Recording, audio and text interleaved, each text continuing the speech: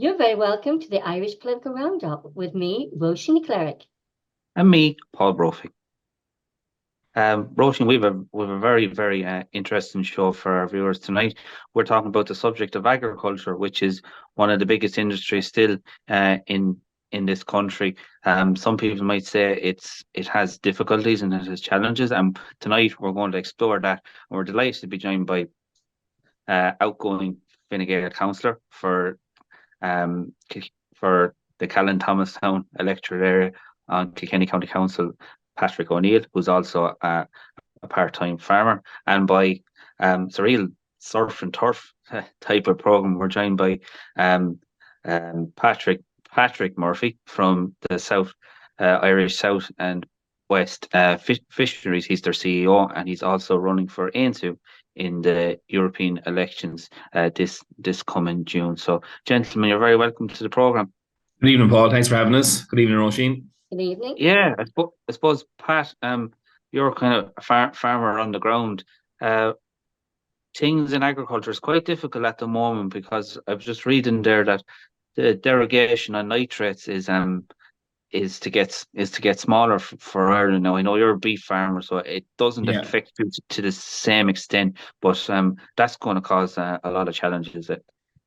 Yeah, big time. Like farming has, I suppose, always traditionally over the years has always faced different challenges, whether it's financial, the weather, cultural, no matter what it is, there's always something that kind of seems to be facing farmers every year, no matter what. And in fairness, as a business and as a I suppose it's a family run kind of, it's a family farm there and something unique, and I suppose it's always something that people are able to adapt to here and get on with it and work hard. You always see something positive down the line. But I suppose as farming has become more of a business and more intense, it is become more challenging, I suppose, for smaller guys to survive. But derogation is definitely a huge issue in the dairy industry in particular. So basically, I suppose to explain it in simple terms, I suppose Irish farmers had the capability of producing more nitrogen per hectare on their land due to an allowance given by the European Parliament. And this meant now they would have had to export slurry, etc., and other things to meet the requirements. I think this was set at 250 kilos of nitrogen per hectare. So that was obviously important for the dairy industry in particular, who would be more intense, would have more animals on the farm. Now that has been reduced to 220, which is basically going to force a lot of dairy farmers in particular to potentially decrease in stock numbers or take on more land, so to cover the extra stock that they will have. So what you've seen is now either, in a way, it's probably forcing the hand of farmers to maybe cull cows. But I think in most cases, it's forcing farmers to take on more land, which is now, as you see, the land rental industry in particular has become very challenging for anyone outside of the dairy industry to compete. I suppose tillage farmers have found it very hard to compete in recent years with the dairymen. And look, it's not the dairymen's fault. Like the milk prices were good. The money was there for them to compete. If they wanted to keep their business going, they needed to do this. So, it all has its knock-on consequences. And I suppose it's all down to the fact that Ireland hasn't maybe hit our targets in improving our water quality across the country, of which agriculture has taken a fair chunk of the blame for, which proportionally is probably a little bit unfair, as agriculture has been, I suppose, being maybe forced to adapt more than other polluters within the waterways. And, I suppose within Europe now, there's talks that this could change again in another number of years and reduce that down to maybe 170 kilos of nitrogen per hectare, which would completely be devastating to Irish agriculture. And the gas thing is, Pat, about 10 years ago, there was a big push on to, with milk quotas being abolished, everyone get into dairy, Ireland is in a good position here. We've got plenty of water and grass and everything, which is all good for dairy export. And dairy exports have increased massively over the last 10 years. But, all of a sudden there's a change in policy, and then, all those fellas that invested very heavily in dairy, they're in a tricky spot now. Yeah. Are affected more than any other group in the country by policy, more than anyone. It's incredible how how much farmers are affected by the stroke of a pen in any given way, shape, or form, whether it's in Ireland or Europe or wherever it may be. And like, yes, like our Irish agriculture industry is something we should be proud of. All our beef, our tillage, our dairy, our our pigs, poultry. We have mushroom growers. Extending out to our fisheries that Patrick's obviously more experience, has obviously great knowledge in as well. It's something we should be very proud of. And I suppose we've kind of, I suppose agriculture's feeling the pinch a bit, because I suppose in Ireland, agriculture is so big. We're a small country, and agriculture is such a big part of what we do. And I suppose our emissions, in agriculture are probably more obvious than in other bigger countries, because we don't have any large industry outside of agriculture to maybe offset against the pollution. So what gets happen is it gets thrown on the agriculture, and it's a little bit unfair, because on the world stage, we're probably the most carbon efficient, we're probably the most environmentally friendly group food producing nation in the world. So like it's a bit, farmers are a bit confused as to why they're being asked to do so many things, when I suppose there's European deals being done and global trade deals being done, where I suppose there's less environmentally friendly produce being imported into Europe and other areas, and you're putting the handcuffs on Irish farmers and others who would produce this far more environmentally friendly. So what the kind of issue is, that the environmental stuff, while it's very important, in my opinion, is being looked at in a minuscule way within Ireland, and what we can do without looking at the whole global issue of global warming, which is what it is. It's a global issue. And I suppose people are going to need to eat. The population of the world is growing, and you're stopping one of the best food producing countries growing food in a time when the world population is growing. So it doesn't really make sense in my eyes what's going to happen down the line globally. But look, farmers are tough. They'll adapt. But it's getting to the stage where if they give any more, it's just going to become unviable for a lot of farmers. And we're going to be moving away from the farm model that we have here. Sorry, Paul. If you look around Europe, we've seen farmers' protests in France, in the Netherlands. There was a farmers' party in the Netherlands that they actually did reasonably well in their general election. I suppose with your Fine Gael hat on, farmers would have been would make up a big proportion of the Fine Gael kind of electorate. Can you understand why farmers are feeling a little bit peeved with the government at the moment? And I suppose the thing is, and you can probably see it now in the way farming has gone. I suppose if you look 10, 15, even 20 years ago, if you look at the makeup of the Dáil, there was a lot of active farmers probably elected as TDs or national reps at that stage. Very, very, it's after at least dropping to a third of that, I would say. And then if you look at in government and within ministers, there's very few. I don't think there's any farmer at the top table within the ministerial jobs, and that affects, because farmers are so affected by policy, not having farmers within the ministerial cabinet. Whereas if you look 20 years ago, you could have had at least a third of them could have been farmers and fighting for what farmers needed and wanted, and that makes a difference, whether we like it or not. And I suppose farmers just don't have the time now necessarily to run for an election, which is a problem. What you have now, you have obviously, I suppose in general, whether it's politics or farm politics, everything has become more, I suppose, polarized, and I suppose everyone's views can be a bit more extreme. And I suppose farm groups now, the IFA had their flaws, and there's no doubt about it, but obviously traditionally been a very strong organisation over the years. I suppose we have numerous different farm organisations now with varying different issues and topics, and it's fragmenting, I suppose, the farm. There's a farm alliance, which is registered as a political which I don't think. So that's going to be interesting to see how that goes.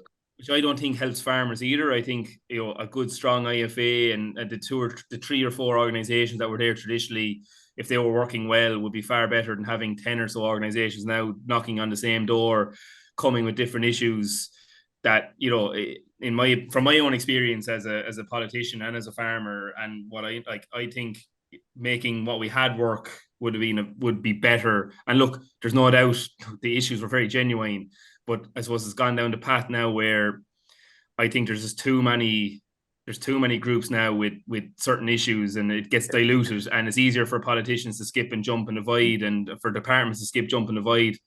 And the IFA have kind of, similar to, I suppose, a government that are there a long time, they're kind of struggling to win back, I suppose, trust and of the farmers, and that's going to take time. In a way, they're probably might have to get a little bit more extreme in their views as well in the short term to do that. But it was interesting that the new president of the IFA, I think Jerry Cormack is his name, Francis Gorman. Francis Gorman, sorry, I beg your pardon. He didn't hold back when in his speech. He basically told the government that the farmers' vote is not exactly secure, and that he felt that they had been failed by the government. Farmers are very understanding as people, and like, they know you're going to have bad years, you're going to have good years. You're probably going to have more bad years than good years, but farmers want to feel that someone is talking on your behalf, and they feel like they're being heard and they're being listened to. Will get on with things and will feel, but there's been years there now where farmers have just been banging their head off the door.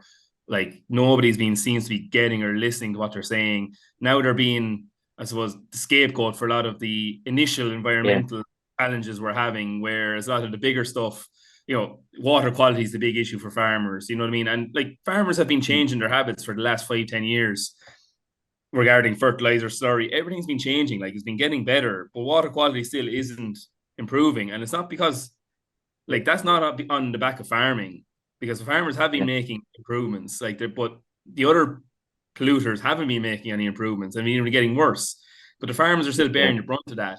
And so the improvements that the farmers are making are probably not being seen within the figures, because you're making improvements on one side, but it's not being done on the other. So it's a perfect storm, and it's very frustrating to watch it all play out. And something we should be proud of, something we shouldn't be ashamed of to say.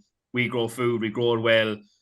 Yeah, we have issues within our water system. We are going to get there. It's going to take us time, but we shouldn't be sacrificing what we have, for what is, in the greater scheme of things, a very minute part of the global issue that is global warming. And I think we're just going a little bit overboard in everything we're doing. But look, farmers will plow on. There's no fear of it. But it is getting to the point where that family farm that we've been so proud of here in Ireland could become a rare sight across the country.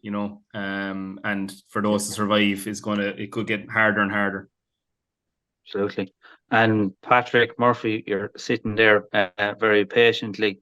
I suppose you would be very, very well versed in the situation regarding our fishing in our coastal communities.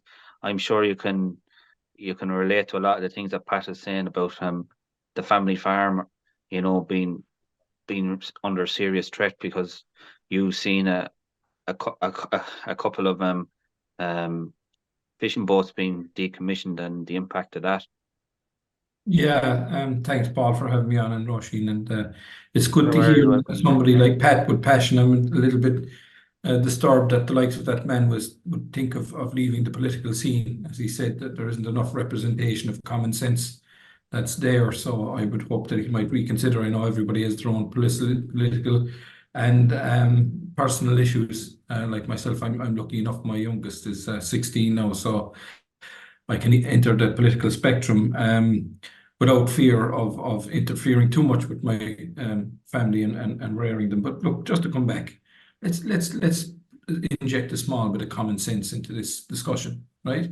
First of all, Ireland is a green country and it has no problems with water and climate. And we're out into the Atlantic, and we're told that our seas are absorbing so much carbon and everything else. And when you put figures on this, it's 0.04% is the carbon dioxide in the atmosphere. Dry. That's dry now. That's not moisture. We're not talking about rain and everything else that makes up the gases in our atmosphere. Of that, Ireland is, and these are statistical figures that are correct, 0.01% is our contribution to that 0.04%.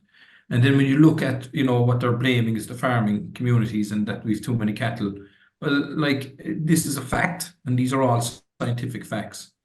Carbon dioxide lasts in the atmosphere for 12 years. That's what they say. I find that very hard to believe, and I don't want to be rude, but if you farted in a room, it doesn't take 12 years for it to leave the room, right? So like that, this is common sense stuff. So, but even if it did, so you have 12 years, 1 year after the other, like of carbon contributions to a farm. But in year 13, right, the new year, then the 13th year past evaporates. So it's not like it adds to it. So you have a 12-year added cycle. And then when you look at the cattle numbers since the 1980s, you see that the farming community had 8.5 million cattle. That's down to just over 6 million now. So like there's already been a massive reduction. And like anybody that knows or sees land and they leave it grow wild, the grass grows and then it goes dead, it goes white. Well, once it goes white, then the act of photosynthesis, right, scientific, stops. So the grass that's green takes in carbon dioxide, converts it into oxygen, the stuff that we breathe, by the way, that keeps us alive. So like they're blaming it. So like put it on a poster. You've got a cow in the field, the grass and the trees and everything that's around them. And you have a car alongside and you can focus in on the exhaust pipe. You look at the chimney, like in Germany now, that are burning massive amounts of gas and fuels that for creating electricity because they've gone away from nuclear, right? That was worse. So you have a chimney coming out there. And then you ask a child, in this day and age, genuinely, which one is the polluter? Which one are you told is killing the planet? And they'll point to the cow. Like, it's absolute lunacy of what we're being fed and what we're told is reality. And it's not true. We have a problem in the Western world that we have too much food, but yes, in other third world and developing countries with drought and everything else from climate change, they don't have enough food. Like anybody with any common sense would say, well, the lads that can produce the food should be feeding the countries that can't produce it. And Ireland is best placed to do that. Like farming isn't just about cattle. We had sugar beet that was taken away from us. We had the bogs where we were burning that fuel. And when I grew up inside in geography classes, I was told, lads, we can't wait for the bogs to be cut away because then we will have the perfect soil conditions for growing food. And we put up, your greenhouses then and grow everything and anything you want. And you know what? We're producing 1% of the potatoes and vegetables that we consume in this country in Ireland. 1%.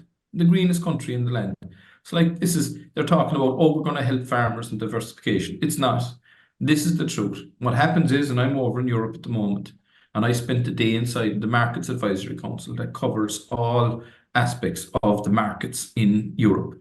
And you know what we were discussing today? We were discussing opening up trade agreements with Thailand. We had the Norway and Iceland thrown into the mix. We then went to how long this would last, the general scheme of preferences. Then we went to the Mercosur agreement, and then the Morocco agreement, and the implementation and control measures of that in the other countries. And they said, well, just like the catch certificate that's there in the fisheries, that it's voluntary for them. So we are told what we have to do, just like Pat outlined there about the derogation and the amount of nitrates. This is natural product now. This isn't chemicals. We're talking about a natural offset of what a cow produces, right? Slurry and stuff like that. So where does the slurry come from? It comes from eating the grass. What does the grass do? Well, the grass takes in the carbon to grow again. So it's an absolute perfect cycle. And do you know how far this goes back? To the dinosaurs. That's how far this system goes back. And it creates food. And not only do the cattle produce beef and offsprings and protein for us to eat, but they also produce milk, and we get cheese and butter out of that as well too. And then the hides are used. We have leather from it. The animals there's nothing to glue. They're like an animal, a cow is taken and nearly every part of it is used. And everybody forgets this. It's absolutely unbelievable. So here's a system in our country that we've perfected over years. And as you said, and Pat said, so there was a drive when we reduced the milk quotas and took that away from our farmers and said, right, let's go for it. Let's go. Let's be producers. And then 10 years later, press the brakes now. You did the wrong thing. They only did the wrong thing according to what they were told to do. Like, talk about entrapment. So you had people that went into the banks, were made promises, were given a business plans, and then they're told 10 years later, throw out those plans and you're the bad guys now. Absolute lunacy. This is what this is. For what? So if you look at the Davos interviews that went on, there was this guy, one of the scientists, that said, the worst food production in the planet is rice. I'm pausing because I'm laughing. It's one of the most, it's like the potatoes for Ireland during the famine. That's how important rice is to the poorest people. And he said, well, by flooding the fields, what happens is the weeds die and they rot, and then that creates methane. And he's dead right. He's not saying one word of a lie. But then you have our Greens that says, well, we have to flood the fields inside and do that process because it traps carbon. So one of them is wrong, right? So which one is wrong? But the consequences for the Irish people and the Irish farm and the smallholders is annihilation. That's what it is. So like Pat said, you smallholders, and just like myself and my father, we had something like 10 cows and then offsprings and doing that. And just kept going. But we had other sidetracks, and like a farmer's job isn't 9 to 5, a farmer's job is 7 days a week, morning till night, and especially calving. Like the dedication that you put in, you couldn't pay somebody for that. And all they do, they're the custodians of the land, and to tell somebody then, oh, our crops and everything have changed and the land and the biodiversity is gone. Of course it is. So you told the farmers to do that. You told them to clean the fields. You told them to do this. And so biodiversity for the ordinary person to listen to this is as it is. So if you build a house, you completely change the site, the biodiversity inside it. So it's like telling somebody make an omelette, but don't break the egg. Absolute, again, lunacy. But we're listening to this and we're being told that if we don't do it, the planet will die. Well, do the figures on what they suggested about the 200,000 cattle that they were going to cull. And honest to God, now do the figures, and the figures are there. So of the 0.01%, they're attributing 1/3 of that carbon dioxide production to farming. Now, we have sheep, we have cattle, we have pigs, and we have a lot of chickens. So cattle make up, I'd say, less than 1/3. But even we say this, so that's 0.003%. And you multiply that, then that's all the cattle, by the way. Then you take out 200,000, right? I did the figures, and it works out at 12 millions of 1% of the carbon dioxide. Now, listen, that's a fart. That's what it is on the global scale. But what it means for farming communities is this, and people have to understand because it happened before, and Pat will tell you this. When a quota system comes in, that means what you have is frozen. It's not just about the amount of animals you have on the land, it's that you can't increase them. Because on top of owning the cattle, you have to have the rights to have those cattle on your land. So if you have 100 cows and you're stuck with 100 cows, if you want 110, then you have to take 10 cattle off the other person, but he can't replace those 10 cattle. That has huge ramifications for the Irish industry going forward because, like Pat said, if you don't have the land, the nitrates are cut over 10%. So if your land was accommodating those nitrates, you have to find 10% more land. So you'll have to get that off somebody else. But here's the trick. If that land you're renting that off your neighbour, who owns the rights to the cattle that's grazing that land? Is it the landowner or is it the actual owner of the cattle? So say the cap comes in. Well, the landowner that's renting the land will have no rights, no legal rights to have cattle on his land because it could belong to the other man. So if he ever wants to go back into farming, or his son or his grandson or granddaughter or anybody else in the family wants to go back into farming, and we see that happening, right? That one generation steps out, another one steps in, and we see moving from cities. The only way they'll be able to do that is buy the rights from somebody else to put those cattle in their land. That's a seismic change to the agricultural policy of this country. And for me, what you will see happening is the smallholders will not be able to compete with the larger lads around them. They just won't. And with the subsidies and everything else that's coming there, you're going to completely change.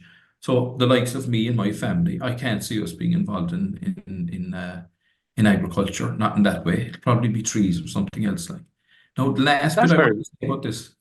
That's very sad. It is, but this is what people need to understand is about the regulations. As Pat says, I've learned this from the fishing industry. This is what people say to me, sure you only know about fishing, you know about that. Absolutely not. I learned childcare. I understand that. I'm a special needs assistant. I took up the mantle fight for my family wherever I had to fight for. We opened up a youth centre in Ballyhob. I'm involved in the community council. I was the chairman of Ballyhob Community Council. We took on projects there. We changed the bank around. The legalities that you have to learn in my job here is immense. We have to advise in the advisory council. So we get the initial primary legislation that comes in first, even before it goes to the countries. And we're starting to look at that before, presented to us by DG Mary. We had DG Sante, we had DG Competition, we had DG Envy in with us for the last 4 days. So you can imagine the amount of preparation and work that goes in to prepare to be able to talk to them. And to be honest with you, they look at me, I do not go to these meetings unless I contribute. And I ask the simple questions. So we have DG Trade now that have taken over the look of the environment, and that's in sustainability. But what they've forgotten about is the sustainability of the people. Yes. And that's what's gone. So they're not writing legislation to look after people. I'll give you an example. So what they're doing is we'll get in cheap food and we'll get in from the other countries. We'll take away the tariffs.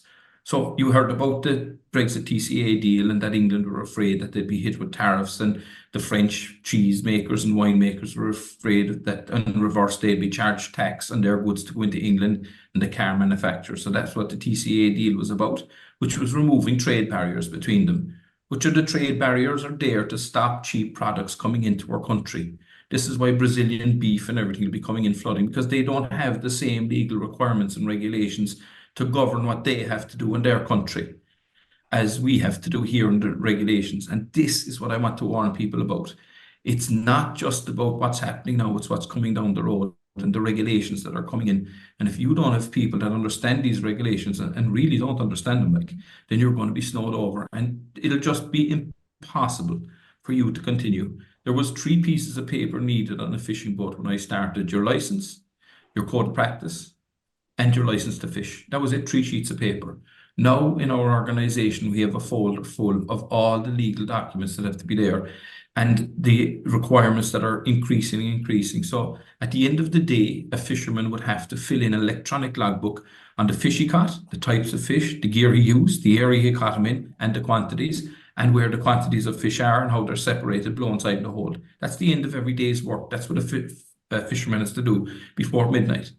That's the amount of regulations. That I'm giving the very simplistic view of this. If you're at prawns, you have to have the dipping and the stuff that you have to do and the chemicals and everything that you use on board has to be accounted for and recorded, not at the end of the day, but for each time that you use it and the quantities that you use. The regulations that's following fishing now is immense. And what I'm saying, under the nature restoration law, that's exactly what's coming to the farming community. And people are unaware of it because they don't know. And I'm trying to get people to understand what's happening. You're getting the bigger picture, but not the nitty-gritty. And the nitty-gritty is where it counts. Because if you don't meet the nitty-gritty, what the simple thing is, they'll be telling you, well, the payments that you were getting that's actually keeping the door, that the fire's on, will be taken away from you or frozen. And they'll just put you out of business. And we've seen that right throughout history. And that's the way it is. Now, the thing is, they cannot do that if they don't have the cheap food coming in from other countries. Now, remember what happened to Ireland in the famine, lads, when the potato crop failed. The UK took all the animals, all the corn, and stripped our country bare and left us starve on the side of the road. Now, I'm saying that that's not adverse to happening again. If you have other countries like Brazil and other exporting cheap food and everything else, well, that means they don't have it for their own population either. And it's whoever has the biggest buck will take this. So there's huge consequences right across the globe. And that's why we see such movement of people, just like the Irish did when they went to America and Australia and everywhere else, and are still doing, because they look for a better standard of life. So you're going to see millions of people moving around the planet. And we've seen the consequences of that, where we can't even keep a nursing home open for our elderly now. So it's not just about the one-trick pony with Patrick Murphy. It's about the holistic thing that's happening to our societies and our country as a whole. And we need politicians that know this. Sorry for cutting in, but I think it's a very important point is we talk about cheap food coming in. I was astounded to learn, and it was from you, that only 1% of our vegetables that we purchase in our supermarket is homegrown here in Ireland. 99% of our vegetables is imported, and yet we have the best, richest soil in the world to grow our own the vegetables, and we're importing 99%. And so then, you know, when you think about the beef, you told us that 70,000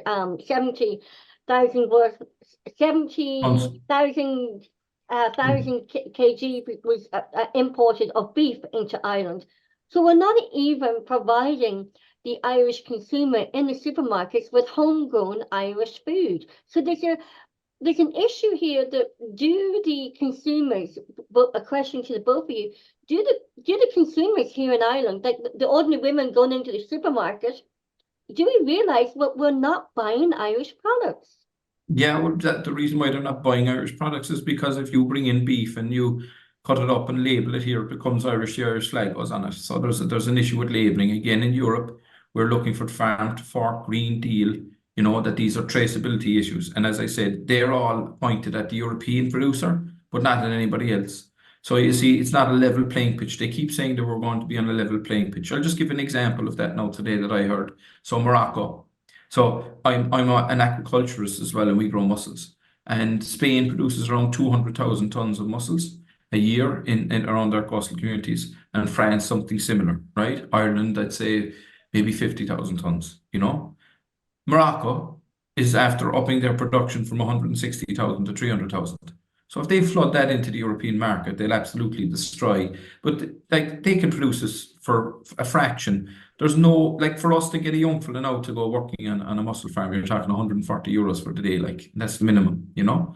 So like to compete with that and the amount of the costs that are up in diesel and everything else, that will tell you the same. Costs have gone through the roof, like. So like we have to make a living as well. It has to be a viable business. If not, you just get out of it. But if you get out of those businesses, if you leave them behind, then you're tearing up the fabric of our coastal communities and our farming communities, and you'll see the towns. And look, you don't have to believe me. Walk through your town and see what it was like 10 or 15 years ago, the small clothes shops, the little boutiques and everything else that was there, even the pubs. They're all gone. They're disappearing. You have an Aldi or a Super Value or a Dunn's, and that's it. And I'm not knocking those supermarkets. I'm just saying that that's the way policy is being driven. And that food is being driven down in price, but the primary producer, the people that are producing it, are expecting to produce it at 20 years ago at the same prices. And but at the same time, Pat, sorry for cutting across you, Patrick, but at the same time, the general public are not aware that we're importing so much beef. We are not aware that the only 1% of the vegetables that we're purchasing in supermarkets is grown in Ireland. So the public's not aware of this.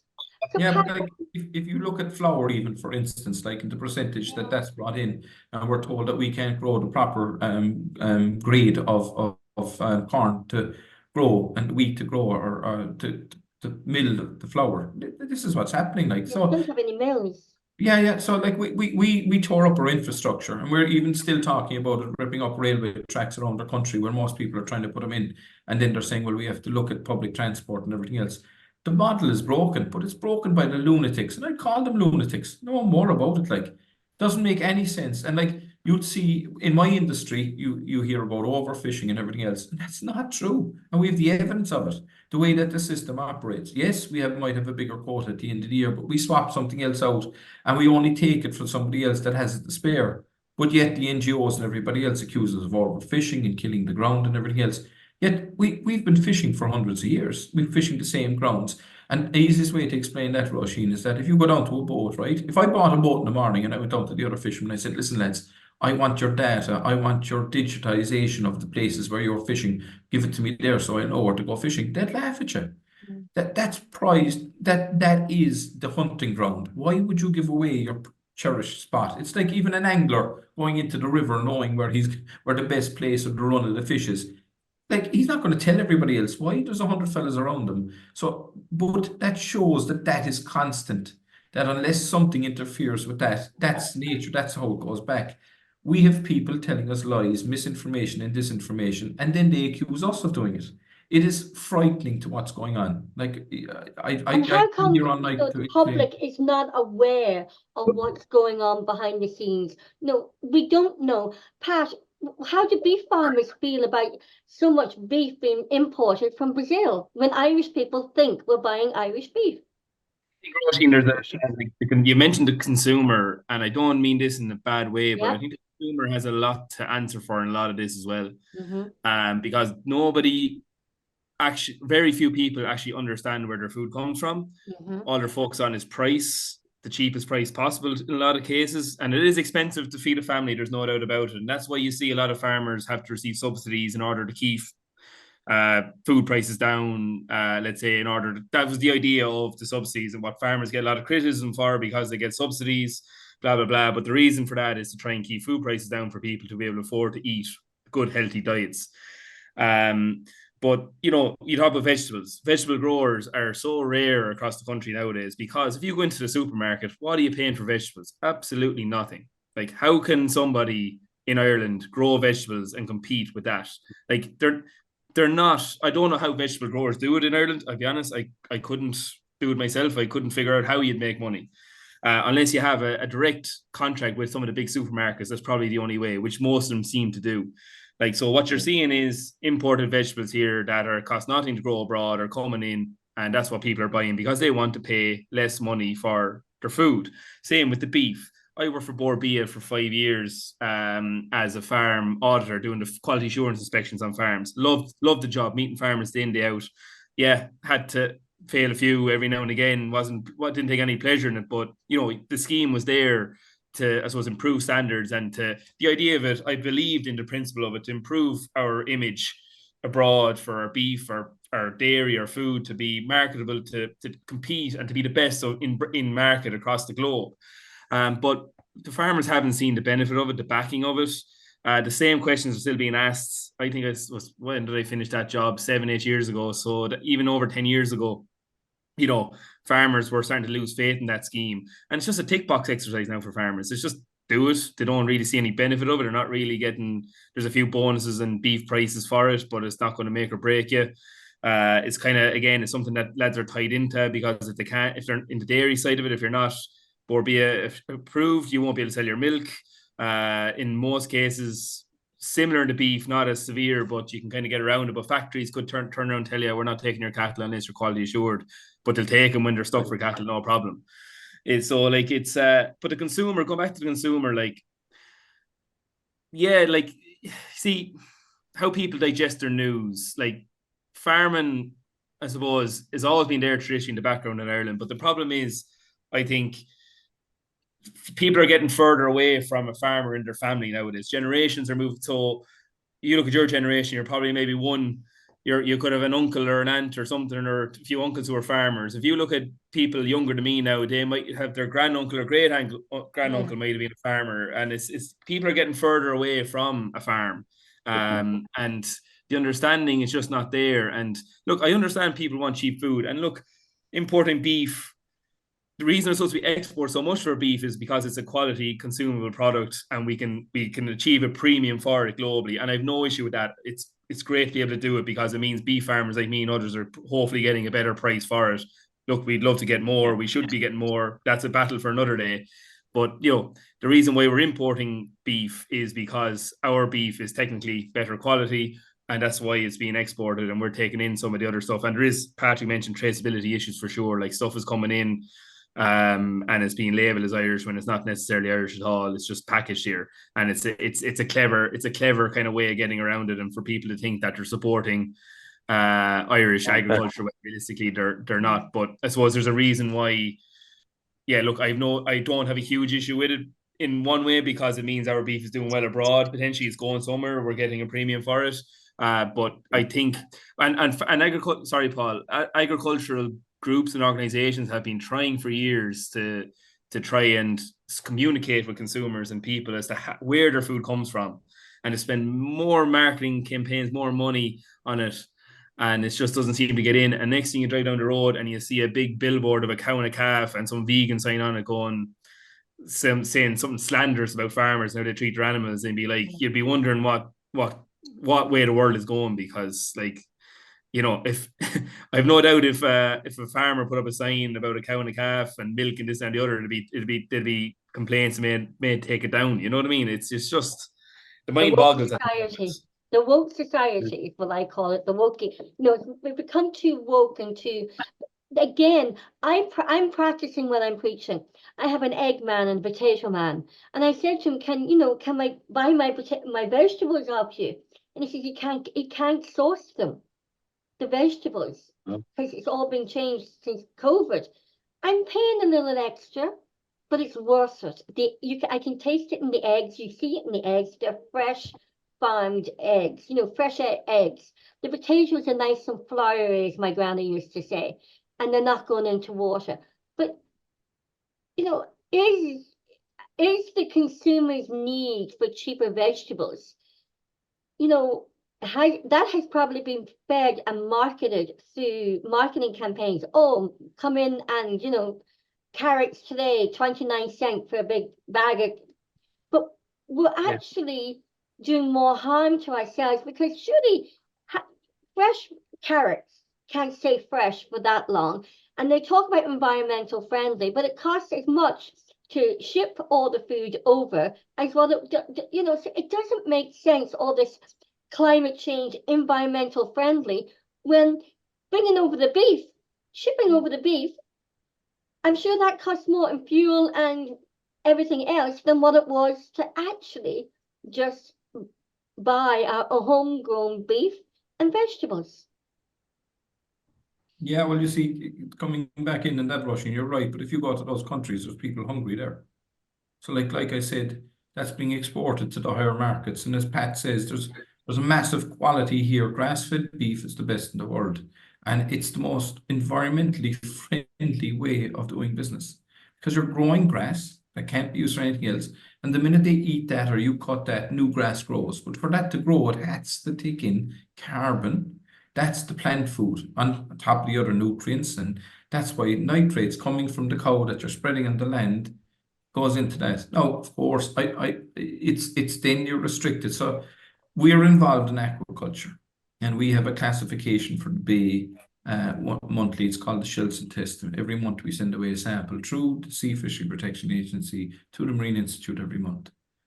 And we're being told, well, it's the farmers, the pollution, it's coming down the river from the farmers. And I said, hang on a second, now farmers don't spread slurry 12 months of the year. So explain to me why the high nutrients are in the water when they're not spreading slurry. What's going on there? Like, we have a small town alongside us, and the treatment facility pipe is a holding tank. And what you do is that everything flows into that, a lorry comes down and it takes it away. And yeah, it'll take the solids out of it, but what it doesn't take is the bacteria that then goes out and overflows and goes into our rivers and has an impact on the quality of the bay. And like, I'm involved in the MSCC, you know, I'm involved in all these groups, and that is the safety for a group for food, for the food that's coming from the aquaculture, fisheries like that. And I keep, well, who's responsible? That's nobody. But who do we talk to? Do we talk to the inland waters? Do we talk to the council? Talk to the local things? And nobody's responsible. But I'll tell you who will be held responsible is the farmer, is the food producer. And just like you said, there needs to be a campaign of, instead of telling people that eating protein like this that's naturally produced and animals that are well looked after, like, you know, is the way to go. And what do you want to do? Leave animals run wild, let them get diseases, there's no proper maintenance looking after these animals, and then that we go out hunting them and chase them around the field with spears or guns or what, you know, like, people have to have reality. They either want to eat food, you know, and like, then to be saying that, you know, we're going to eat bugs and stuff like that, that'll be the new protein. As I said, what's happening now is crazy, what we're being told, or that we're being told we can grow this inside in the laboratory. What's that going to be like? How are the long-term effects? We know what the animals are like when you eat them and when they're cared for and looked after. And this is nourishment for our bodies. We're living longer, we're living healthier. That's down to our diets, you know, and yet we don't give credit to the people that are spending 7 days a week at this job, that literally give a service to the people of their communities by providing good food for them to eat, and then sustain their locals' economy. But not only that, because they don't just, it isn't just the animals. You can imagine all the rest of the stuff. Pat can come in there of his costs and who he has to pay and what comes into the farm and what he has to use, even down to paling posts. You know, there's a massive expense that goes into that, but that's all spent locally, like. Whereas the other stuff is being brought in, and we're leaking money out of the country. There's so much wrong with the current system. And unfortunately, that's driven by our political and adopted by our media. And it's only when programs like this go out that people see proper debate and talking about this with no labeling, no calling names or anything else, and just have a proper debate about where we want to go as a society and as a country going forward. And that's it. Pat, just kind of drawing a bit back on Patrick's point there, when he spoke about kind of like what we may call genetically modified meat and stuff like that. Would that concern you as a beef farmer? People are saying, "Oh, we need to eat less meat," and this kind of plant-based or this kind of laboratory meat might be a solution, but it does, to me, it sounds a little bit disturbing. Problem with the world at the moment, and Patrick's mentioned it a few times, like, and this is where nothing in general makes any sense at the moment as to how we're actually trying to do things. As I mentioned earlier, the world is a growing population. What are we? Are we up to 8 billion globally? Going to go towards 10 by 2050 or something like that, and then it might start to taper off a bit. But like, we have so Ireland and the West is a developed world, right? We have the best of everything for God knows how many generations here now, and we've become used to, we're spoiled pretty much. But there's so many parts of the world that are only starting to taste, I suppose, some of the stuff that Ireland maybe started to see in the 40s, 50s, 60s as it became an emerging nation and started to evolve. And they are going to start buying more expensive food. They're going to start wanting all the, they're not going to sacrifice their chance now at having a normal life as they become wealthier and as a country they develop and become, as democracy takes hold in all these countries. They're not going to change, like India, China, these populations that are growing all across Africa, like they're going to enjoy their, like, life is short. And like climate change is, while I accept a lot of it in principle and is very important, and like, but unless we get to the core issues of fossil fuels and so many other things that are there, we're just we're just against the wind all the way along here. We're not going to get anywhere. And I suppose if you look at the world as our history has taught us, like, climate change has been a fairly natural phenomenon over millions of years. And I suppose so humans have adapted, and we will continue to adapt as whatever is ahead of us. Yes, look, it is the unknown is scary, but like, we're here in Ireland, like, decimating probably our most indigenous industry on the back of stuff that is not going to make any bit of difference down the line. But what we could be doing is maybe, as Patrick mentioned, what I see happening is more war, more famine, as food becomes scarcer. Where this is what's going to happen globally. The world's going to be more in, and your climate change issue is going to become worse because people are more focused on feeding themselves, on fighting their neighbors over water or food, whatever it may be. And that's what's going to happen in the developing world, because that is what causes issues like people movement away from these places because they can't eat. Corruption takes over. Like, this is what I think we're going towards, and we're seeing the start of it now already. It's just, I worry for what's down the tracks in the globe, and the farmers are probably taking the brunt of it now at the moment. But like, it doesn't make any sense to me where we're going to have 2 billion extra people in the world and we're trying to grow less food. Like, that is just a ticking time bomb. Just in simple maths, that's just a ticking time bomb. Yeah. And an awful lot of people have really been, an awful lot of people that I'm talking to who were quite really concerned about climate change, and now they go, I don't want to hear climate change. Has climate change just been an excuse, a narrative? And this is what we're all wondering. We're sick to God hearing about climate change when our local economies, our local shops are closing down, our farmers in agricultural counties like Kilkenny are being, are being outsourced and overpriced, and there's no farming communities left, because farming in local communities, in agricultural inland, you're all part of the local economy and the local employment, just like the fisheries, when the coastal communities created the local economies on the coastal areas. And it's come to a stage where it's, when do we go back to common sense, looking after and providing our own food resources for our own country? It doesn't make a housewife will just say, well, maybe we need good quality food. We want good quality food. People don't want to pay. It's like clothing, going in and buying fashion, which you're going to throw away in 6 months. We want good quality. We'll pay for it. I can't get vegetables off my egg man and potato man because they won't sell it to him. So it's crazy. The consumer doesn't want to pay the premium price for Irish produce. And people, and a lot of Irish produce is going into restaurants, all the more high-end expensive stuff across the continent, let's say. And we're bringing in the other stuff that we can sell cheaper. And that's the nature of the beast. So if the consumer wanted to pay more for Irish produce, and some do, in fairness, they do. But like, unless it's a sea change across, and look, like the Irish factories, beef factories, vegetable growers, whatever it may be, they're going to sell their produce where they're going to get the best price for it. That's just the nature of an open market, and that's what they're going to do. So unless people are willing to spend more money for their food, which I don't think is going to happen, you know, our quality grown stuff is going to be moved on elsewhere, and we're going to import lesser quality stuff on the back of it. And that's going to affect our health.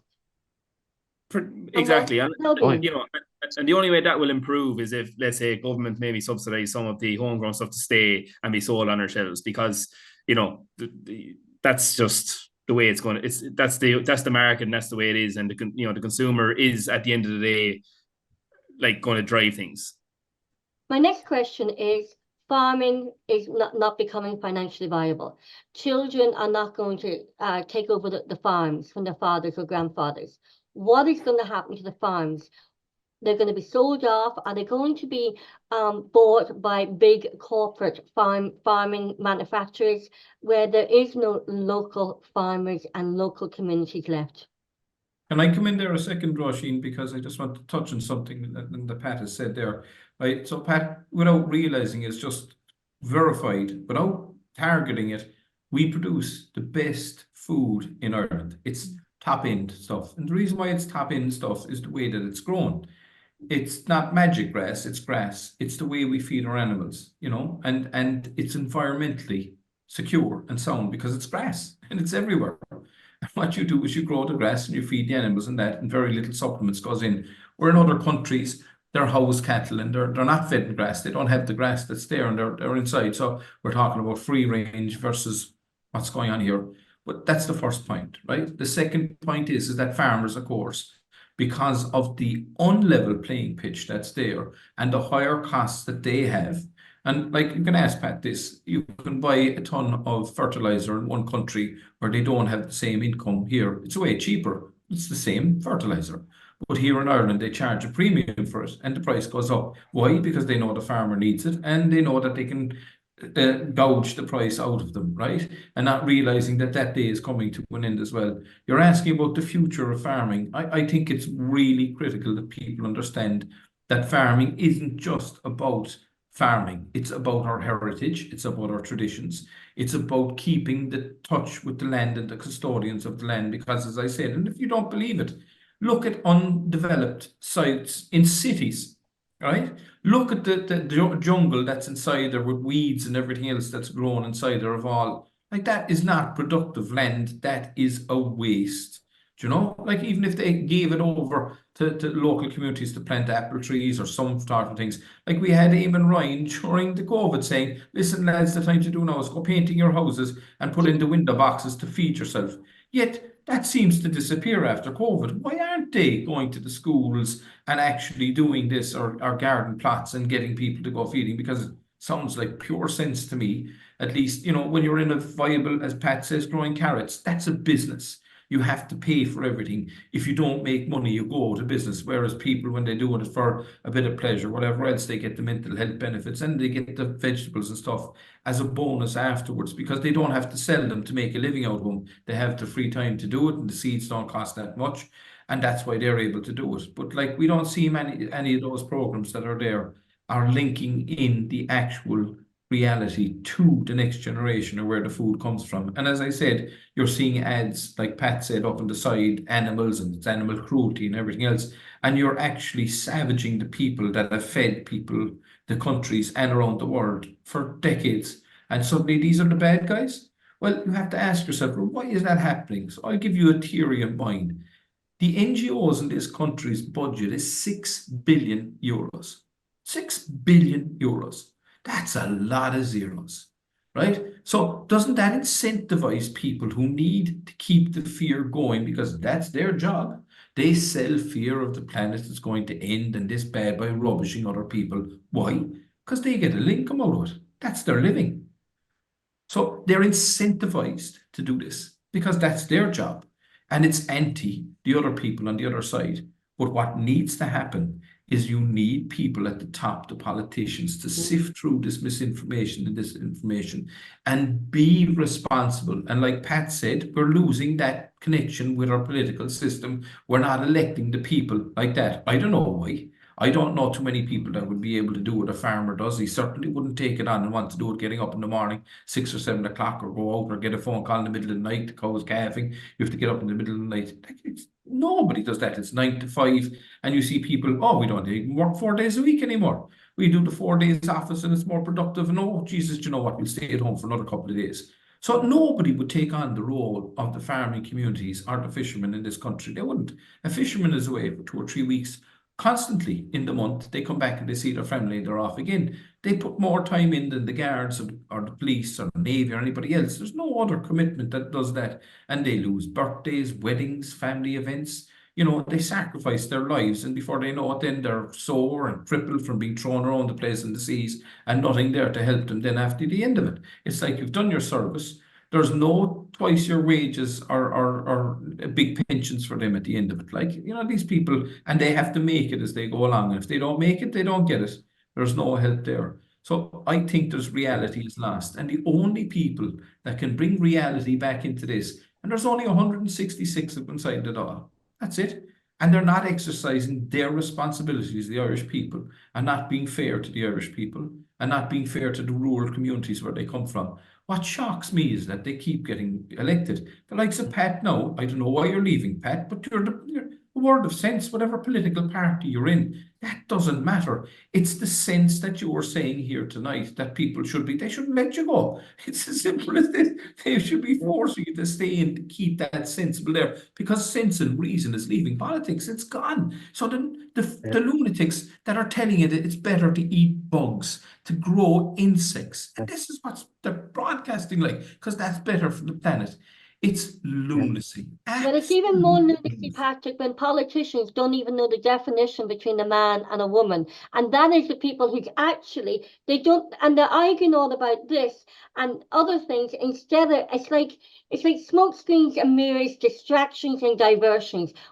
The Irish people want politicians to look after the Irish people and the Irish economy, the trade, the industry, the farmers, the fishermen, who bring in food that looks after our health and well-being. And that's what we need to get back. And we need to get back to the ordinary people. You want to look after your health? Buy Irish. Like in the 80s, everything had a little guaranteed Irish on. And we need to stop the fake labeling. We need to just tell people at supermarkets. I feel like getting a little post on me and going down and protesting outside supermarkets now. That's how passionate I'm getting about it. And buy Irish. So, and we need our politicians. And the politicians are not representing, so far from what I see, the people of Ireland. They're telling the people of Ireland what to do. And there you've got Pat O'Neill, who's announced earlier on that he's not running or seeking re-election in the local elections. That's a crime again. That's a crime, and it's not fair on Pat, and it's not fair on the people who want Pat and who would vote for him, because we want common sense back into politics. Paul, sorry, I know you want to ask a question, Paul. I'm rambling now. I'm just feel like getting the billboard and getting down there. We won't stop you. Pat, I think Patrick. Oh yeah, Patrick, you were in the news there a couple of weeks back, speaking of common sense, or lack of common sense. Charlie McConnell, the Minister for Agriculture, he was offered a pretty good deal by Denmark, and he turned. This is in relation to mackerel stocks. He was offered a pretty good deal, and he said, "No, I'll actually take less." And you've been very, very scathing of him, to the point where you've said that he should consider his position. You have you're on mute. You're mute. You're mute. You're Yeah, on mute there, just to give Patrick. some history of this, right? Yep. We were told by our Taoiseach and by our Taoiseach and by our Minister for Foreign Affairs and our Minister for Agriculture and Food and Marine that they were fighting for us, right? Then we found out from Dáil questions that our minister wasn't even at the negotiations when it came to Brexit. He just wasn't there. He didn't turn up. His officials went there instead, right? That's the first thing. Then we found out that everything that we'd agreed with our colleagues, I wasn't a part of it. I was the only group in Ireland that said that we're going to be caught between the wolf and the wolf. And the wolf was the UK and the other wolf was our colleagues in Europe. And I'm documented for saying that. And what would happen is that when somebody would be sacrificed, it would be us. We have less than 15% of the fish in our waters being caught by us. And I was arguing for years with our officials. Their figures of 46 to 50% were totally and utterly incorrect. And I have been proven right in their own documentation afterwards when I challenged the people that they were saying were providing the figures. Well, show me the figures. And they said, we didn't give them those figures. And I said, this is ridiculous. So then we come to Brexit. And Brexit then, the STECF, right? The Scientific, Technical, Economic Community for Fisheries. This is an organisation of economists and scientists that are hired by the European Commission to write reports on industry, right?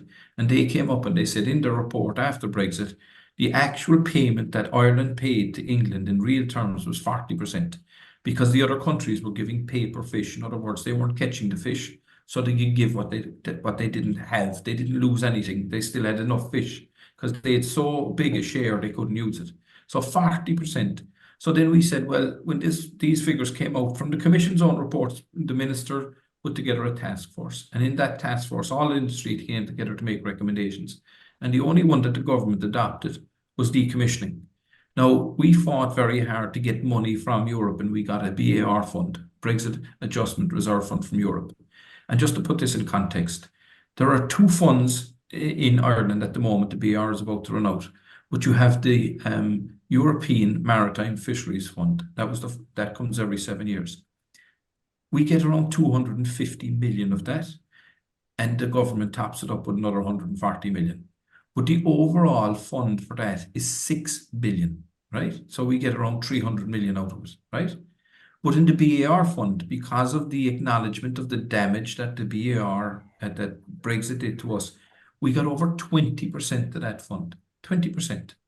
And in the task force, we showed our organisation that the boats that they wanted to scrap were bought for around 17,000 per GT, right? That's the way that they evaluated the boats, 17,000 per GT. The government gave a maximum of 12.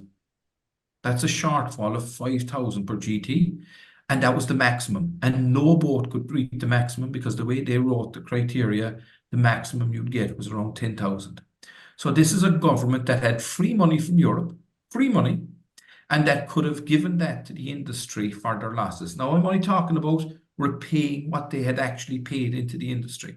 They didn't get that. They didn't get any goodwill for their business. They got nothing. So a minister stood over that. They said that the scheme was 80 million. Well, 20 million of that was in tax rebates. But the tax rebates was from the victims having to sell their businesses and then they had to pay tax on it to the government. So the government benefited to the tune of 20% roughly across the board in taxes on people that were forced out. Just put it in context. To be like somebody evicted from their house inside in the famine, and as they were being kicked down the road, somebody came in and took money out of their pockets to 20% of it. That's what our government did and our minister did. So then when we did finally have an opportunity of burden sharing, we were told certain information by our department and our government and our minister, and we were getting different information from our colleagues in Europe. And then a letter actually turned up after the deal. I was shown the letter by a journalist, right? And I went nuts when I seen it. So what transpired was we were told that the European Commission, the presidency, Spain, and the country of Denmark were only offering way, way less than what we had envisaged, right? And that's what we were told. So the minister came back and he said, I'm after upping the ante and I got a better deal. And I praised the man for it. I said, brilliant, minister, you're absolutely fantastic. until the letter showed that instead of what he got, the Danes themselves had offered him 3,000 tons for each of the calendar years of 2021 and 2022 and 2023, which is 6,000 tons, right? He took 4,200. So that was a shortfall of 18. But the worst thing was, as I said to him, and I said this in a meeting, Minister, you said you'd no friends. The people that you asked had offered you 3,000 tons. And sure, you took 1,500. Why didn't you say in the negotiations, even if you'd no friends, I was offered this by the Danes. I can't go back to Ireland with anything less. Sure, that's common sense, like. So when I heard these stories and the lies and the misinformation, at a time that we were also being told that Iceland wanted to come in and catch fish inside in our waters. I just want to explain some of the figures of the negotiations in the past. Norway gives 10,000 tons of cod, right? 10,000 tons of cod to Europe, right? And something like 8,000 tons of Scandio herrings to Europe to allow them to come fishing in our waters for blue whiting. We get 15% of the herrings, 15%, 85% goes to the other countries, and we get 3.5% of the blue whiting, 3.5%, and we get 3.5% of the cod. Yet they're fishing in our waters, catching the fish in our waters. So that's the deal that was done in the past. And we were looking at a repeat of that happening again with Iceland. At the same time now that we're told about Denmark. Would you have confidence in your minister if you had learned of these things? Would anybody have confidence in their minister for doing this? And you know what the worst part was? There was a meeting called and the minister started giving out to me for going public and saying it, even though he verified in the call that it was 6,000 tons. So it's like criticizing somebody for telling the truth. So you got told off for telling the truth. This is what's wrong in politics today. Because we're so used to people not being responsible or leaking information or doing something and say, Asherton's grant is all right, there's nobody held accountable. Like we see people dying inside in our hospitals, no accountability. I don't want people's heads on plates, but like I want our politicians and our civil servants and people who are hired to represent us to be falling under the same goals and the same criteria or the same standards that we expect from our sports people. And you see what happens in our sports people. Now, you only have one winner every year in sport, but yet you see 6 or 7 managers being fired every year, even though everybody knows there can only be one winner. And still we are not satisfied that those managers that didn't win stay in the job, they're shifted out. Can you imagine if you applied that logic to our politicians or to the civil servants in this country that have screwed up, or anybody? That this is the goal you have to set. We have such pride in our sports people, like our rugby players and everything, that are top of the world. And if they lose, we're all depressed and upset about it. But yet we can see overruns in the likes of hospitals for billions of euros. And we accept it. Like this, it's not good enough. Not on. So It's just, we need leadership back. We've run out of time. Just to touch on something briefly there, Roisin, just on politicians in general and how I suppose politics is a strange game. And like, I suppose I got into politics, I suppose, to make decisions that would improve people's lives. No, only a small level, at local level. It's a small thing. It's not anything like had to go at national politics. Obviously, didn't get there. But like if I was elected to the Dáil, I would want to be in government. I would want to be making decisions. Like there's so many politicians in Ireland now that are running on elections, on populism, on whatever it may be, just to sit there and give out, and they'll hold their seat for the next time. And they'll give out again for another 5 years, and they'll go again, and they'll go again, and they'll never make a decision. They'll never make a difference to anyone's life realistically. In a greater scheme of things, they'll be able to help people with small issues, whether it's medical cards or housing or whatever it may be. They can represent and they can do that. But at the end of the day, if you want to be a TD, you should want to be in government and want to put your point across and make decisions that improve people's lives. And that's my issue with a lot of our politicians at the moment. And look, go back to when the government was formed, the way the things fell, right? A lot of independents have been there, and like a lot of rural independents in particular speak a lot of sense from a rural issue, but I'm pretty sure they never would have went near government.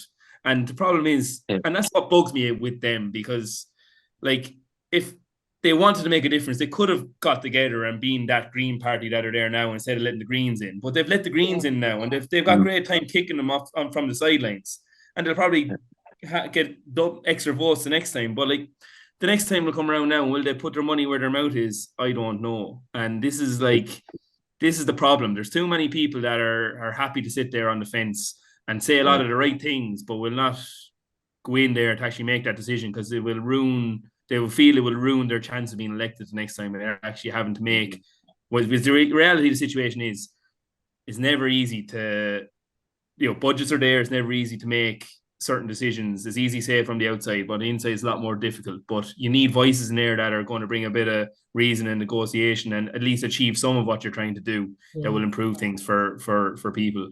And that's, I think that's a big problem in Irish politics at the moment. There's too many people that are happy just to give out, go up there and take shots at everything that's going on. But the minute they're asked to even talk about going into government, they'll run the other way. And that's not why anyone should be getting politics. Kind of brings me back to Mary Harney's famous words: the worst day in government is better than the best day in opposition. I mean, there 100%. is no opposition. There is no opposition, and I'm not being.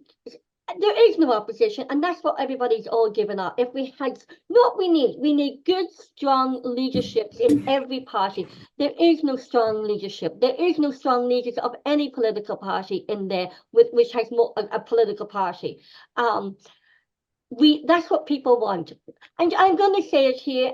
We need Phil Hogan back in Ireland, regardless of a political affiliation. He's the only one with a chutzpah to put everybody in order and put the country back in place. I never thought I would say that, but I'm saying it. Well, we're getting to park the water charges. I'm with you on that one. But you know what? He's the only one with chutzpah. And I think it's a JFK moment for Phil Hogan. It's not what your country can do for you, but what you can do for your country. Ireland needs Phil Hogan back with his chutzpah, with his, you know what? He's the only one that can do it, and he's the only one that can just really save Ireland from the wokery and save Ireland from for the farmers, the fisheries, and the defence forces. He saved the defence forces here in Kilkenny as well. It was only Phil Hogan did that, and he's the only one with the capability to actually do it, regardless of. If you take away the political affiliation and the party, he's the only one that can do it. I never thought I would say that today. And I just got so enraged about everything that we need him back. And it's about Phil Hogan. Ireland needs him. And that's just the bottom line. Yeah, but I just want to come back into this now that, we see even in our local area now, the likes of Michael Collins and what he can do and the buses he sends up. So there is an impact that politicians can do. But in Europe, I believe that we weren't treated fairly under the treaties. Europe, Brexit was an extraordinary event, right? And I explain it like this. We didn't give the rights to the fish away. We gave the management rights, the sustainability rights, and there was a trade-off in that. And that was where they were meant to look after our coastal communities and look after the stocks.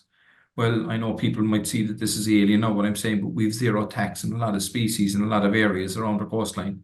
Now, we are catching around 5% of the demersal stocks on average across the board. So if you were doing a risk assessment, the people catching 5% wouldn't be the ones that would be endangering the stocks. It's others, so that's what tells you.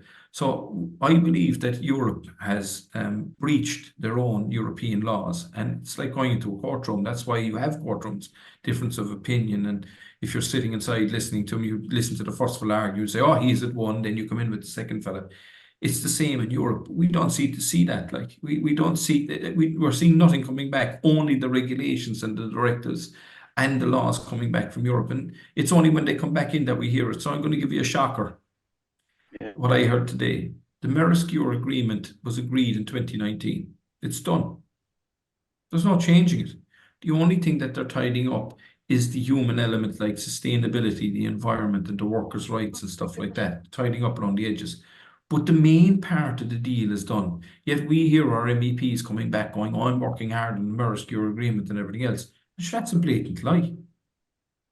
It's And so done. Europe make up the 70% of our laws as well. And we're running well over time, but this could go on for hours. But I have a question, Paul, you might have more after me, but I have this question. What is it that what Paul and I can do in the Irish Political Roundup and the ordinary people do to actually change the narrative of buying local and ensuring that we're buying Irish products, because we have to go back to that and support our local farmers and our fisheries. But then put it right to Bord Bia, right to the groups that have the responsibility in the budgets for this, and ask them what are they doing. Like I looked at the programs that were in for Bord Bia, and I bring this up, and I brought it up in Europe, right? They had a fish dish, right? Just use fish now as an example, but you could use the same for beef or anything else. And then they say, well, you can buy this in that store, and you can buy this ingredient in another store, and you're in this. And next thing, it takes an hour for you to cook a dish, right? And I said to them, I said, that's lovely. When did you cook it? They said, what do you mean? I said, when did you go home and cook this dish? You're telling people to go home and go home from work. I said, when did you do it? They said, no, we never did it. I said, exactly. This is like art. That's what you're showing some top chef to show their skills. But that's not what people want. They want to be able to eat good, healthy food that they know what comes in fast and easy. And I said, okay, so the main part of the dish that you wanted to promote was the fish. How long did that take to cook? 4 minutes. Do you understand? So, like, this is crazy stuff. The reality that's there for people's everyday lives, coming home from work tired, trying to get the kids to bed and everything else, and they want sustainable, good food. Steak can be cooked in 3 or 4 minutes. Do you know what I mean? And there's a nutritious, full of vitamins, iron, and everything else on the plate.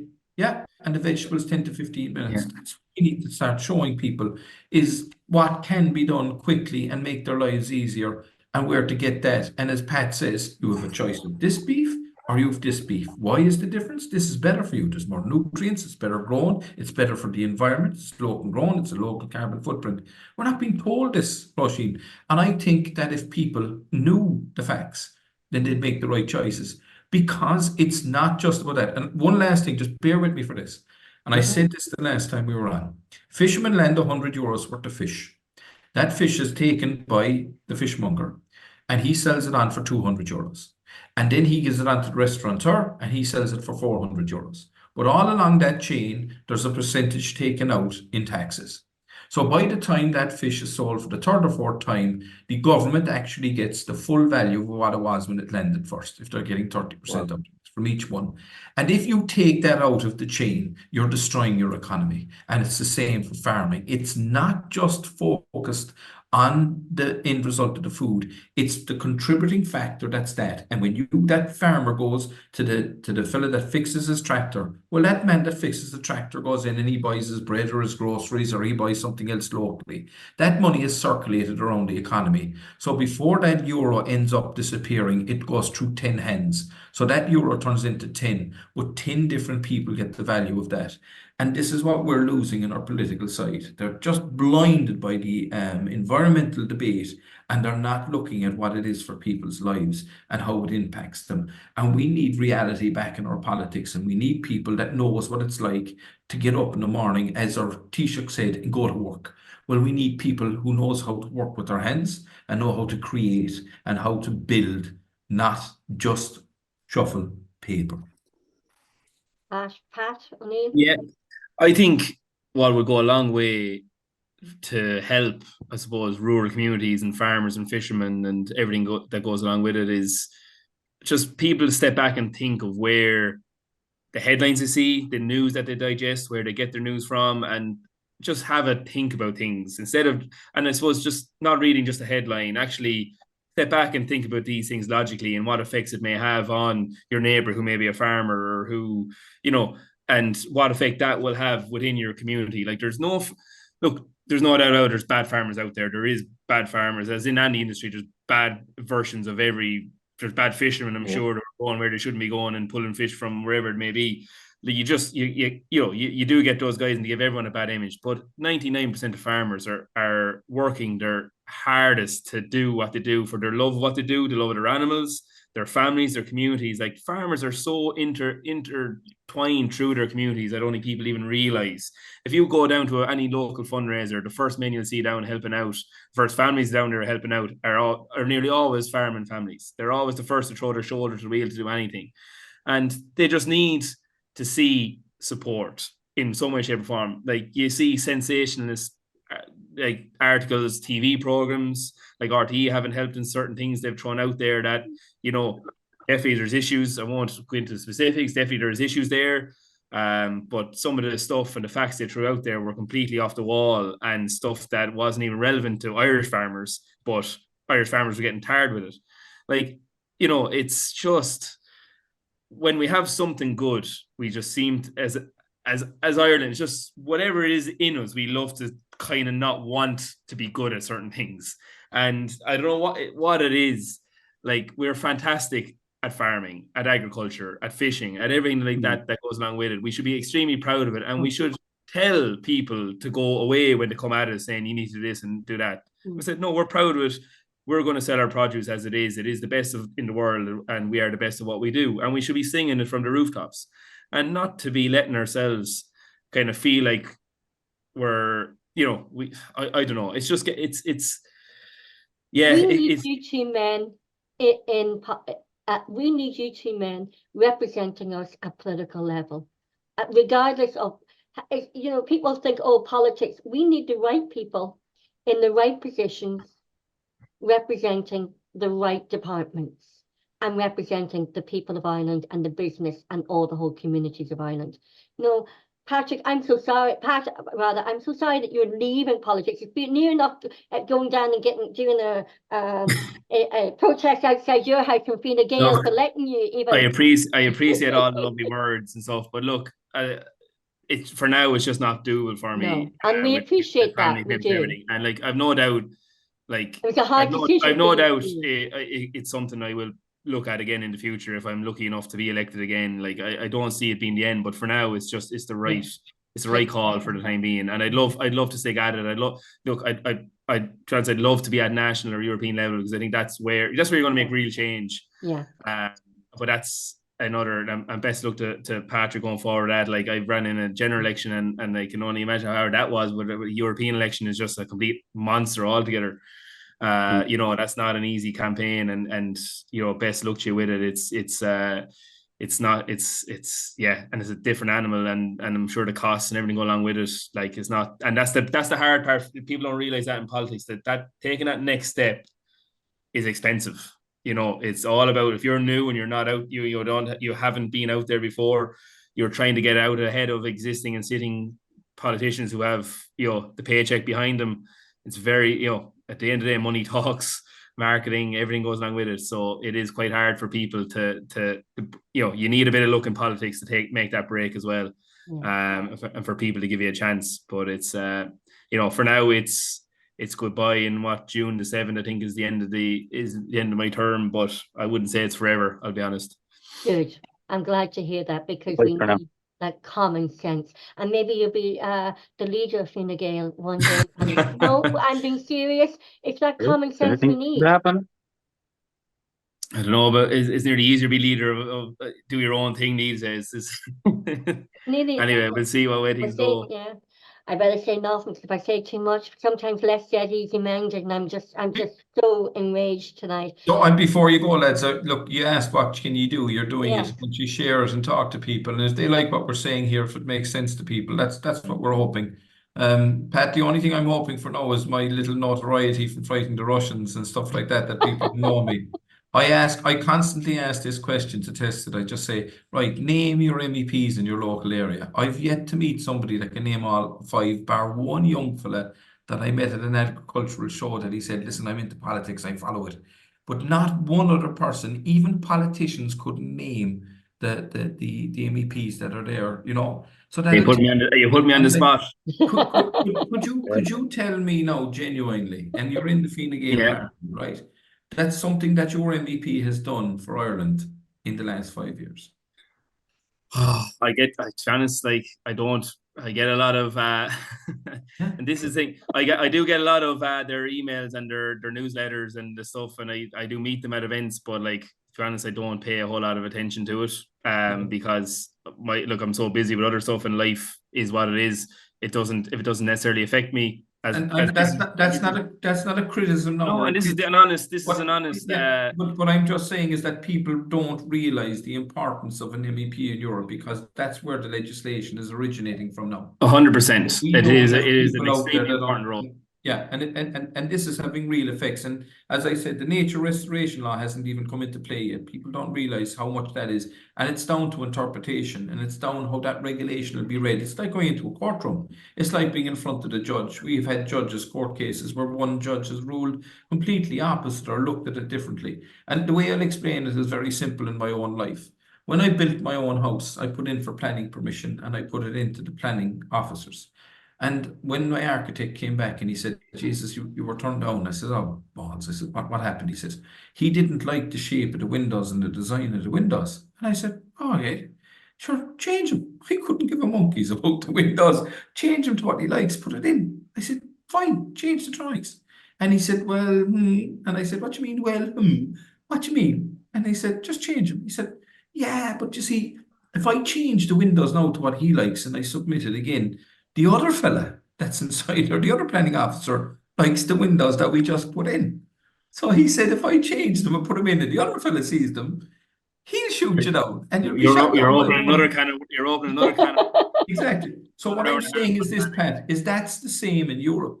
But if you don't have the common sense approach and what it is to know the industry, like you said, and I take your compliments that I understand this, and we're only barely touching on it, because we scare people away. And you know who gets scared the most?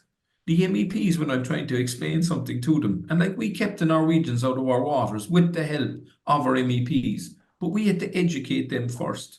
And like, they're like ordinary people like the rest of us. And I'm not going to say I'm going to know every piece of legislation in Europe, but I understand the trilogue. I understand the way the Commission works, because I meet with them and we negotiate like I did today, and we ask them questions about the legislation. We meet our minister and the member state, they're the other party, and the last one then is our parliamentarians in the parliament. Like, so there's a trilogue that goes on inside that, and you see, that's it. And if people understood that and see what's there, then they shouldn't just dismiss your MEPs, because if they're not performing, like I said, or the rules are getting worse and the laws that are coming back are impeding us, then I'm calling them out, just like I did with the minister. And it's not personal with me. It never is. And these people are nice people to talk to. I meet them. But like, you know, if somebody came into my garden to do gardening inside there and he made it worse, well, I'm not going to hire him again the next time. He's gone. I bring in somebody else, or if I go to a mechanic and he brings the car back in a worse position, then obviously I'm going to say, well, you're not getting him again. I don't understand why we just sit on politicians and we allow certain ones now, not everybody. You know yourself, and you've great actors, but they're not in the ministerial seat. So you've great people, and Roisin just said it, like, you guaranteed Phil Hogan would be controversial, because some people would like him, some people wouldn't, because of his style and his politics. But Roisin is right. He's better than what we have, and that's the reality of it. But that man, I know it is because I meet him in the planes and everything else to Europe, and he's quite happy with what he's doing now. And you're right, he got shafted by his own political party and the others. So he's not going to come back. Why would he? Like, you know, he put on the green jersey. He did the stuff that was out there. They didn't like what he was going to say, and they wanted the smooth. And our Taoiseach said it. He said, listen, there's more at play here. Like you said, there's more inside politics. There's more things that we have to consider. But they threw my industry and my coastal communities under the bus and admitted that they did so. And when they had an opportunity to do something about it, they didn't. They shafted us. And do you know who's telling us this? The Commission. They are telling us in our meetings is that your own administration aren't doing what we would hope and you would want for it. So we're getting that from them. Do you know what I mean? So, like, this is the problem. And why that is happening, I couldn't tell you, but I'm sick of it. That's why I got into politics. Genuinely, lads, just like you, Pat, it's not conducive to my lifestyle. I would be far better off staying in the nice job that I have. I have it inside out. I have it under control. In other words, I'm not afraid of my job anymore. I know I'm well versed in it and I can do a good job better than most. And that is the truth. But I also have a small farm. I have an aquaculture business. You know what I mean? I have enough to do without going to Europe. But I find I would go off my head to see us lose anymore. And I'm going to finish in this point, lads. We had 400 fishing boats in Ireland in 2004, 400 family businesses. We are down to around 120 now that are active, and on the books maybe another 10. That's annihilation. And here's the worst thing. I have people in my industry coming into my office saying, I want out. Give me another decommissioning scheme. I've had enough. And these people worked all their lives, even their father, to buy a boat that's worth hundreds of thousands. Like, Pat, can you imagine somebody's bought a farm, right? And he has 100 cows and he's flying it. And because of regulations and because he's not allowed to do it, and he's paid for the animals, he's paid for the farm, he will make money if he's allowed to make it, but he's not allowed to make it. It's like Pierre is put into the farm, and Pierre has said, well, Pierre's from France, now he gets to milk 50 of your cows, and here comes Jose, and he gets to milk another 30. And they'll take away your milk, and then when you get down to the market, Pierre and Jose will be selling your cow's milks in opposition to the 20 you're left with. That's what's happening to our country. It's not right. We have a legal obligation to protect our people, our politicians, and those that we are paying handsomely to represent us. And that's why I'm getting into politics, because I'm telling you for a fact it isn't happening. And whether people vote for me or not, I hope they do. I don't hope I don't embarrass myself, but at least I'll have given it a shot. I will be like you. I will have got off the fence. I will put my money, like you said, where my mouth is, and I will bring my family along and tell them, listen, lads, 5 years are going to be in hell. Even if I get there, you won't see me. You won't hear from me. And that is the way I operate, because I will give it up my all to this job. Because if I don't, we will not have a fishing industry. And I'm not saying that flippantly. It is the gospel truth. I know. We That will be worries wiped me. out. That worries me. So, you gentlemen are in politics. You're still in politics, Pat, but you're in politics because for the common good, and because you're passionate and you believe in Ireland and you believe in the people of Ireland. And we need politicians like the two of you. We need leaders.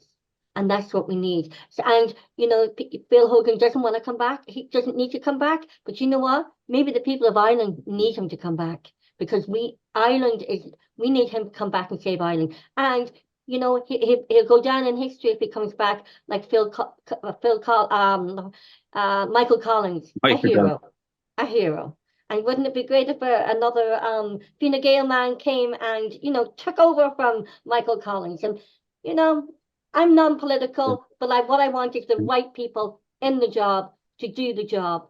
And that's what's important. So I'm getting off. I'm sounding like a politician now. And a Kilkenny man as well, so nothing wrong with that either.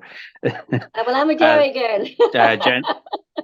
Yeah, absolutely. Well, gentlemen, thanks a million for taking the time to talk to us on the Irish Political Roundup. We've been trying to get this interview going for a little while, and due to one thing or another, we weren't able to. But we genuinely appreciate you being so accommodating to us. It's very, very much appreciated, and we wish you every success, Pat O'Neill, for the rest of your council term, and yourself, Patrick Murphy, with your European election campaign. You're the European candidate for Aontú in the Ireland East constituency, a very big constituency, and you're Ireland South. Sorry, I beg your pardon. We might have to edit that bit out, but we wish you every success with that. And you're also CEO of the Irish South Fisheries as well. So we wish you every success in that role as well, which is a very, very demanding role, but one that you're taking in your stride. And if there's anything that we can do, please or help promote or highlight or floodlight for the issues from farming and fisheries, or anything that you think we should be talking about, please do get in touch. And hopefully you'll be on again very soon, because we need people like you with a good voice like you. Yeah, look, lads, thanks very much for giving us the opportunity to open the debate. As I said, even this week now, I could give 2 hours on what we've just done today and the legislation that's coming. Even just today, that was explained to us from the 4 different DG departments.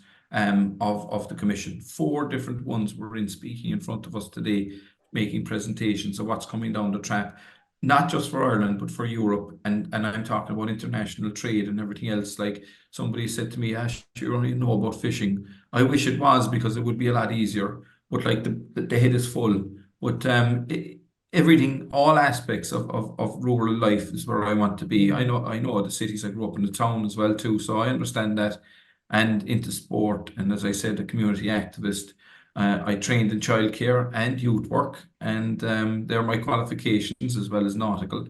So we're well versed in what we're doing. I joined into because of Patrick O'Neill, to be honest with you, because he was a rising star in that political party, and sure, they're being told they're the new kids in the block and they're going to get into government and everything else. So he gave that up and appointed principle in what he wanted to do. So I wouldn't say Phil is the only one there. I'd say that the likes of Patrick O'Neill, for me, is a real true leader. And look, that's not to knock anybody else. No. But that's why I got into the party, because of that. And I looked at it and I just said, you know, I've watching politics all my life. As I said, my father was a Labour man. We met Dick Spring. We got a pier built on top of a strand through Dick Spring. And that created, I'd say, nearly 40 or 50 jobs now for the last 40 years. And we produce a couple of million euros worth of product out of Roaring Water Bay because of that pier annually. And it's a massive contributor to the local economy. And my 2 young fellas are working in it now. And we went from working in a half-decker up to 16-metre purpose-built aquaculture vessels. So, like, as I said, we have an established business. It isn't for the rewards financially that I want to go to Europe, but it's the likes of yourselves, Roisin, when you ask, don't underestimate your contribution here or what, because if somebody sees this, it might generate a conversation to say, well, the lads, I hope that we talked a lot of sense here tonight, and I want to thank Pat as well, and I, like you, would be hoping that maybe his circumstances will change, and even though he's in a different political party, I'm telling you, I've talked to enough politicians, Pat, and I would have liked to have met you sooner, to be honest with you, because I'm a lobbyist. That's my job. I'm there to lobby the current politicians to see if they can bring in changes and stuff like that. You know, we've nobody in the Senate that speaks for our marine environment. Nobody. Like, you're on about that farming isn't being represented on the political scale. There's no fishermen there. And 7 times our land mass is water, like, and it's worth billions of euros annually to us if we could harvest it properly rather than just give it away. And I believe we have a legal right to that under the United Nations laws of the sea that were written in 95 in Montego Bay that enshrines the rights to the communities closest to the resource.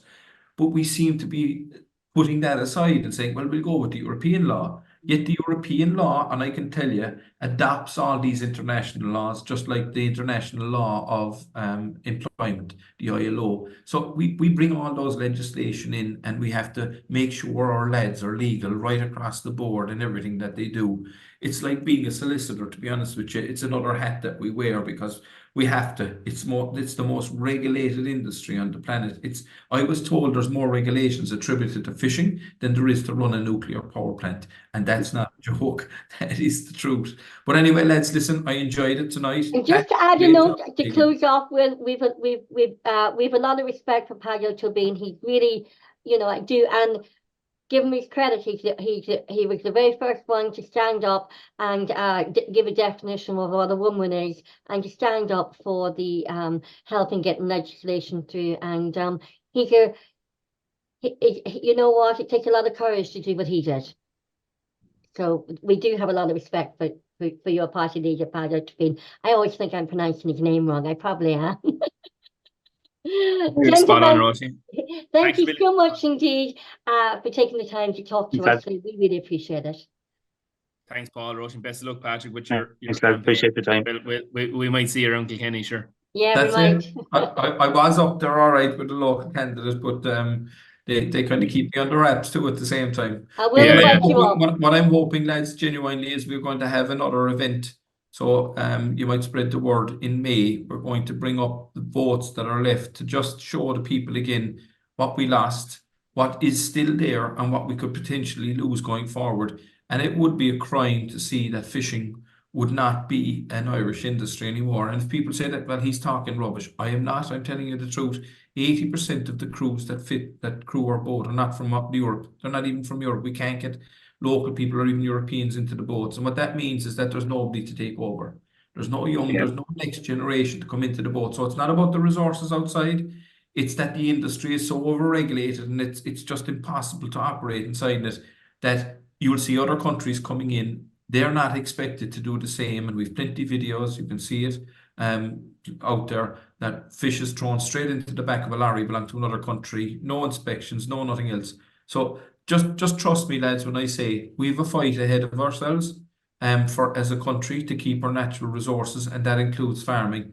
And I hope people will understand that if you're not going to put people like me into the seats, you're going to get more of the same. And more of the same is that the current batch of politicians voted for the TCA deal, which gave away 25% of our natural resources. For whatever reasons that they felt was the right thing to do it, they still gave it away.